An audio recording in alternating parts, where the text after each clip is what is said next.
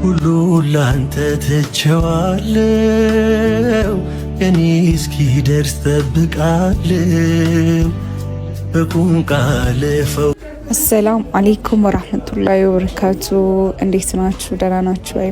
እኔ አልሐምዱሊላህ ረቢል ዓለሚን በጣም ደህና ነኝ። ዛሬ ከ2 ወር በኋላ ከሰርጀሪ በኋላ በጣም ጤንነቴ ሀሪፍ ሆኖ ሁሉ ነገር ሀሪፍ ነውና ኬሞቴራፒ እንድጀምር በድጋሜ ተነግሮኛልና አልሐምዱሊላህ ረቢል ዓለሚን።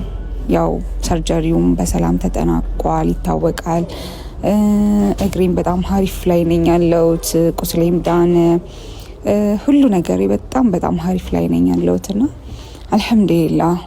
ያው አሁንም አንድ ቀን ያበቃል ይሄ ኬሞ እና ኢንሻአላህ አብቅቶም ደግሞ የካንሰር ፍሪ የሆነውን ደውል ለመደወል አላህ ያብቃኝ።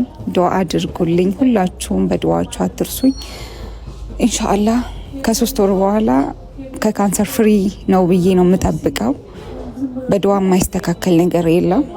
እስካሁንም በዱዓ ነኝ ያለሁትና ኢንሻአላህ እናንተም ዱዓ አድርጉልኝ። በጣም ነው የምወዳችሁ፣ በጣም ነው የማከብራችሁ። ቻው ቻው።